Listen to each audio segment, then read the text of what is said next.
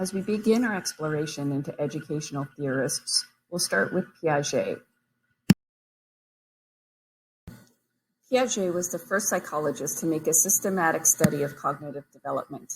His contributions include a theory of child cognitive development, detailed observational studies of cognition in children, and a series of simple but ingenious tests to reveal different cognitive abilities.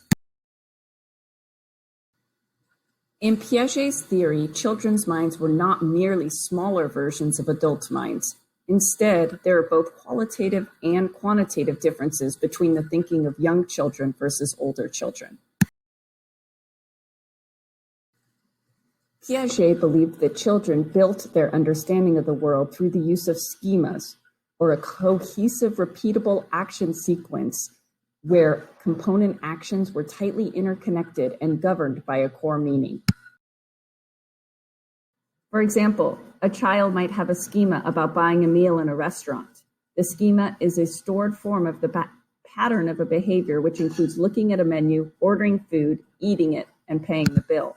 This is called a script. The schemas Piaget described tend to be simpler than this, especially those used by infants. He described how, as a child gets older, his or her schemas become more numerous and elaborate. How did Piaget view intellectual growth? He viewed it as a process of adaptation or adjustment to the world.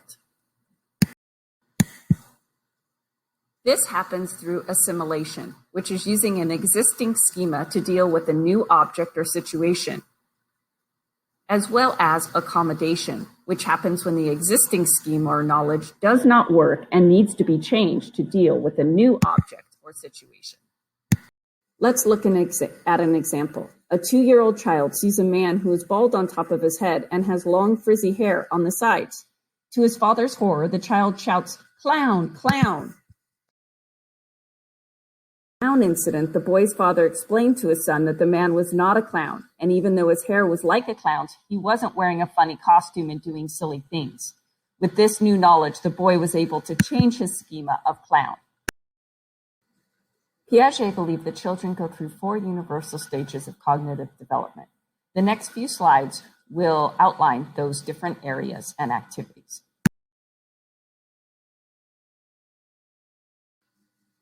Take a look at these stages of development: the sensory motor stage from birth to 2 years old, and the pre-operational stage from 2 to 7 years old.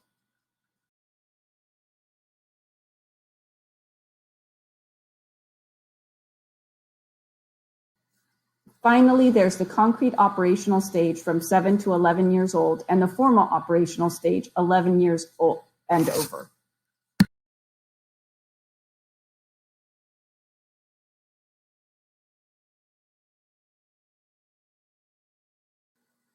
The implications of Piaget's theory includes the support for discovery learning, or constructivism, as well as having flexibility in the curriculum and focusing on student play in learning and discovery.